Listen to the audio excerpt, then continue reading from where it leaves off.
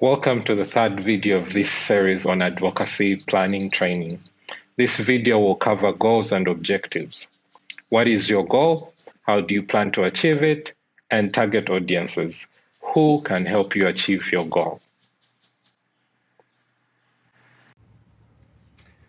Goals can be somewhat abstract and illustrates the bigger picture, but they set a wide overarching target that you can aim towards. Goals are long-term and help you define where you want to be by the end of your advocacy campaign. Remember that it's better to keep your focus on a manageable issue rather than trying to cover too much ground and lose your strength in the process. Most goals are written in form of mission statements. For example, our goal is to increase access to quality HIV services to sex workers. However, for planning purposes, goals should be broken down into more specific steps. And this is where objectives come in. Objectives are building blocks towards your goal, and they enable you set benchmarks or milestones to measure your progress along the way. In short, they enable you to define strategies or implementation steps to attain your goal. We are going to explain what SMART objectives are. In terms of planning, it helps to examine each of your objectives before you write them down in order to make sure each of them meets a certain criteria. Specifically, each objective should be SMART: specific, measurable, achievable, relevant, and timed. Here's how SMART objective planning works. S is for specific. The more specific you can be about what it is you want your group to achieve, the better. M is for measurable. State your objective in measurable terms. The more precise you are about what you want to get done, the easier it will be to see what and how much you've accomplished. This may prove to be essential if you're carrying out a systematic evaluation of your campaign. A is for achievable. It is great for you to be ambitious, but you should also remember to set realistic objectives that you can actually achieve. Real change takes time and resources. If you bite off more than what you can chew, you and your community may become prematurely disappointed or discouraged. R is for relevant.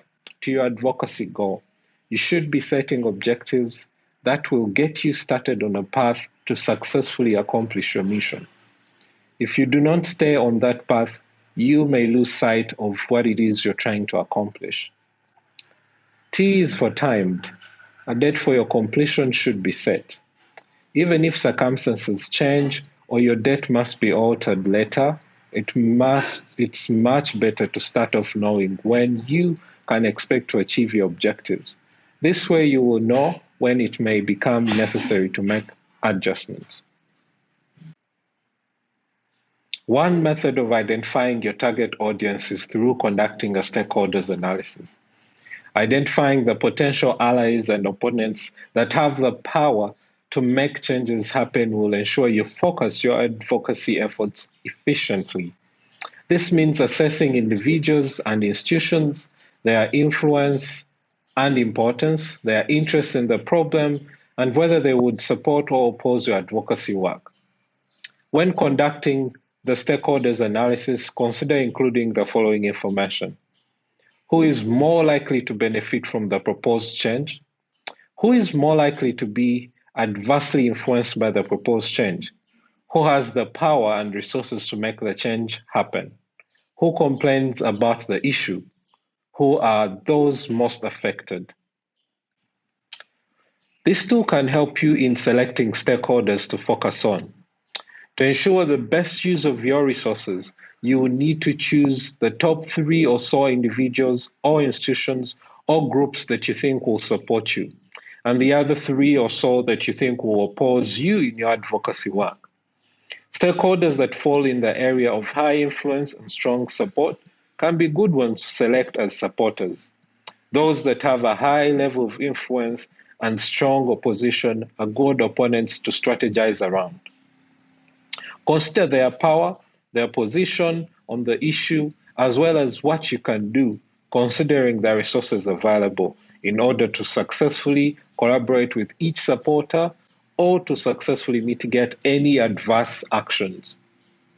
Keep in mind that while this can be a useful tool, not all allies are useful partners, and not all enemies are targets.